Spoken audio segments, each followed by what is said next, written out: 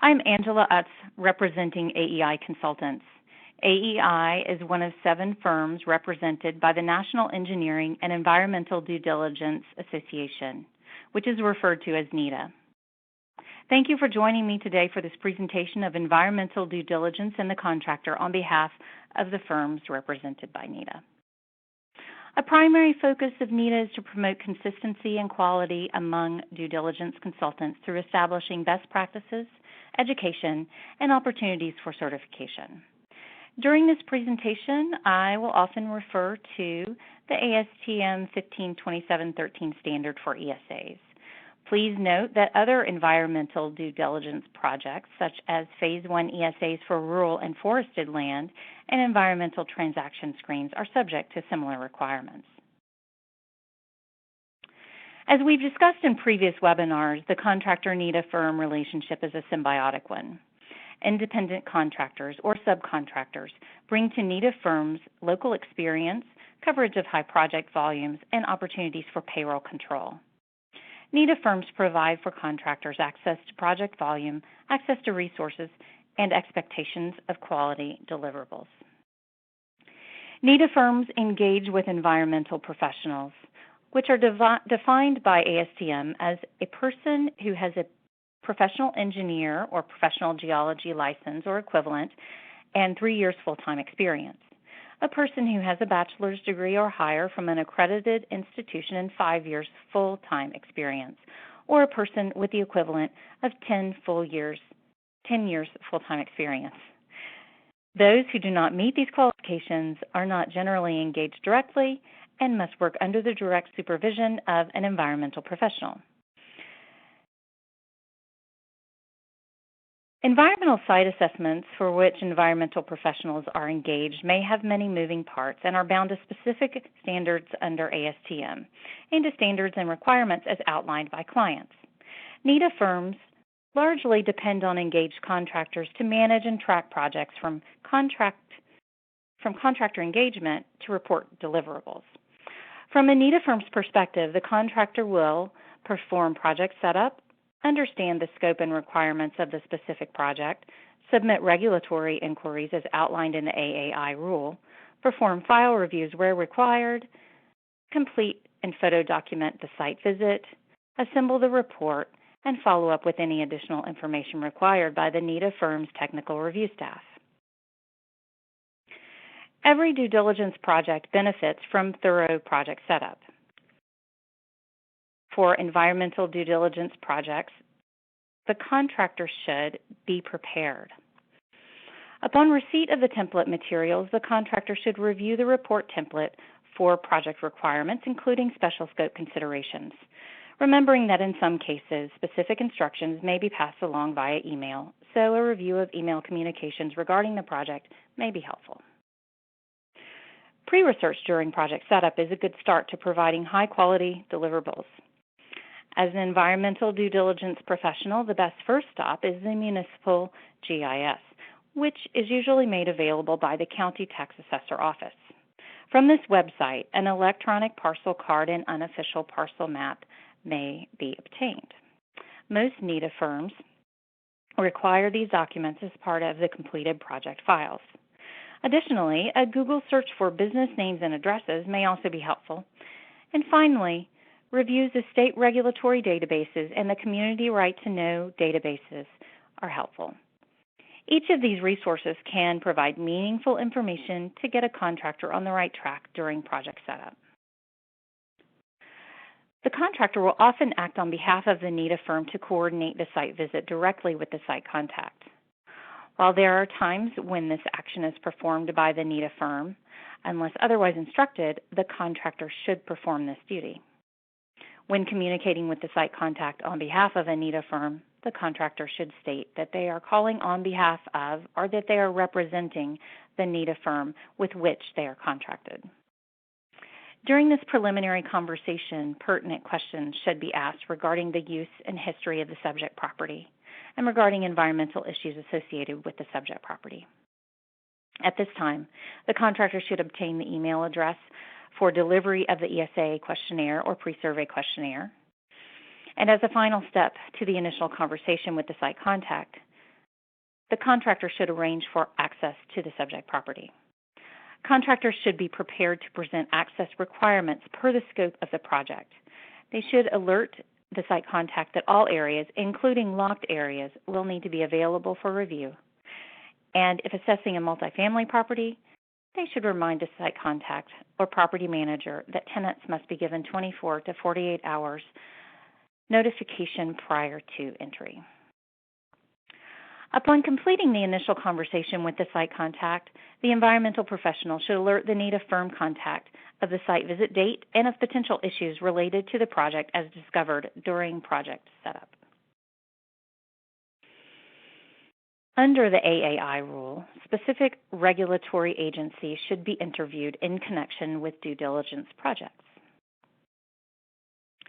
NEEDDA firms require that the agencies listed in the AAI rule and agencies applicable to specific areas be contacted within 48 hours of engagement.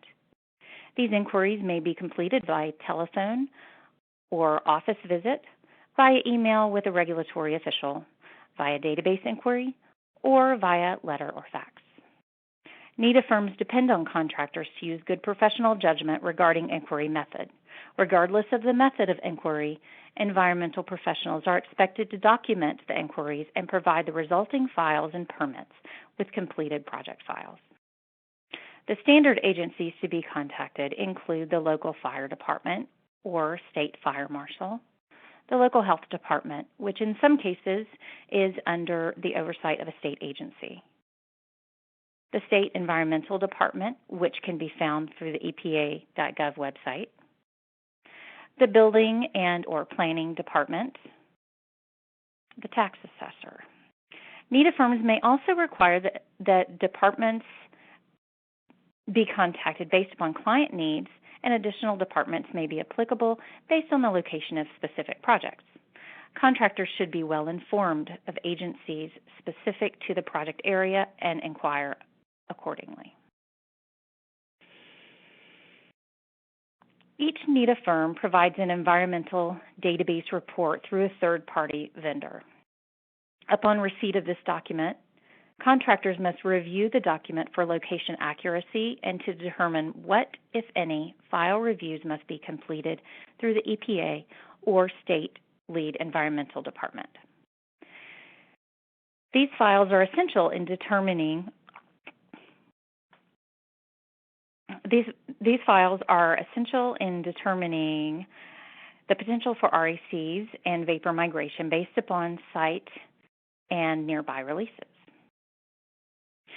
Since ASTM standards for ESAs may be subject to a wide berth of interpretations, most NEEDDA firms provide guidance for file reviews. Contractors should review templates or inquire directly with the NEEDDA firm for file review requirements and submit requests for file reviews within 48 hours of receipt of the database report. Unless noted otherwise or otherwise negotiated, the file reviews are part of the contracted fee. NEEDDA firms also understand that the availability of files varies among states and municipalities across the country. Contractors should communicate with the NEEDDA firm project managers regarding protracted timelines for file reviews and excessive file review fees, as report deliveries are generally not delayed due to a lack of response or lack of file review. NEEDDA firms contract with specific environmental professionals. In some cases, NEEDDA firms pass along information regarding the site inspectors to clients and site contacts. If the contractor is engaged for a project by a NEEDDA firm, the same contractor should conduct the site reconnaissance on the NEEDDA firm's behalf.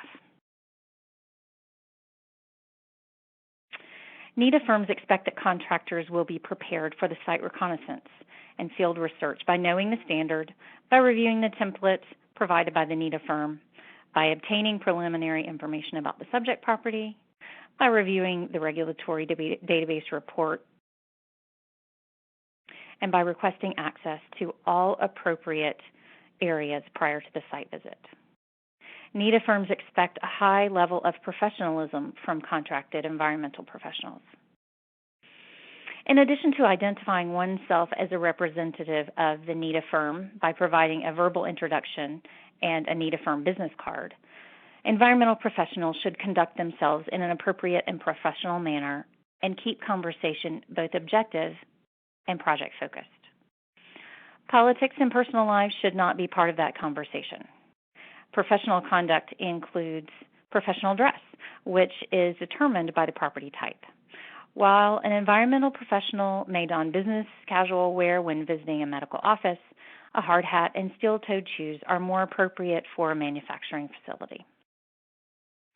Note that information regarding assessment results should never be divulged during the site reconnaissance. NEEDDA firms expect contractors to conduct thorough site visits.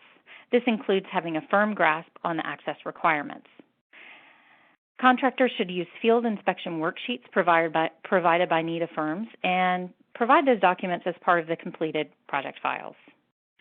During the site reconnaissance, pertinent records available on site should be reviewed and documented, and any red flag issues should be directly followed up on during the site visit, as such information can be much harder to obtain as follow-up. Timeliness is a critical part of due diligence. So it goes without saying that contractors should be on time for all appointments when representing a NEEDDA firm. Environmental professionals should keep the contact's information handy in the event of last-minute delays. Now, project setup, pre-research, regulatory inquiries, file reviews, and the site reconnaissance all result in a report. The NEEDDA firms expect environmental professionals to know the standard to which the report should conform and to know the template that is used for report construction. Should any questions arise during the report assembly, contractors should reach out to the NEEDDA firm project manager for any additional information. It may also be appropriate to contact regulatory officials to discuss specific situations. Contractors should not wait until the 11th hour to make these requests. Where available, contractors should use example text and instructions supplied by NEEDDA firms in project templates. Project files should be provided to NEEDDA firms in a timely manner, but not before spell and grammar checking the files and doing a final QA/QC of the deliverable prior to alerting the NEEDDA firm that the project is complete and ready for review. In the environmental due diligence industry, communication is key. Effective communication can keep a difficult project on track, and poor communication may make the simplest of projects worrisome. There are several communication loops that may occur during the environmental due diligence process. The primary communication is between the contractor and the NEEDDA firm. The contracted environmental professional should communicate with the NEEDDA firm representative beyond project engagement. Contractors should notify the NEEDDA firm upon scheduling the site visit, upon completing the site visit, and alerting the NEEDDA firm of any RECs, environmental issues, or outstanding information, upon completion of the report files, and in response to any requests for additional information. During the project cycle, the contractor may also contact the NEEDDA firm for issues of non-response by the site contact, for information regarding the delivery of project templates or other materials, or to discuss specific language or delays in connection with a project. Contractors also have a responsibility to communicate with the site contact on behalf of the NEEDDA firm. Beyond scheduling, the initial contact with the site contact should include a short interview regarding site details, site history, and current use of the site, as well as any pertinent environmental issues related to the site. During the on-site reconnaissance, the information obtained during the initial review should be verified, and information included in the site inspection worksheet should be obtained. A thorough site visit and interview will leave little need for follow-up questions, but don't hesitate to reach out to the site contact if additional information or clarification is needed in connection with features observed during the site reconnaissance. And never release results of an assessment, a determination of RECs, or a draft report to the site contact. Environmental due diligence reports are purchased for and to be relied upon by NEEDDA firm clients, and often site contacts are not our clients. Occasionally, contractors may be called upon by clients who obtain their information from previous communications or reports. All client questions should be immediately redirected to a contact with the engaging NEEDDA firm. Recommendations, determinations of RACs, and draft reports should never be released to clients by engaged contractors. By following these simple guidelines for effective environmental due diligence projects, environmental professionals will assure that projects with NEEDDA firms go smoothly. This will result in repeat business for environmental professionals, and it will result in happy clients. On behalf of NEEDDA, thank you for joining me today. You can obtain more information about NEEDDA and participating companies at needda.net. Training information can be obtained at astm.org, and additional information regarding environmental regulation on both the federal and the state level can be accessed at epa.gov.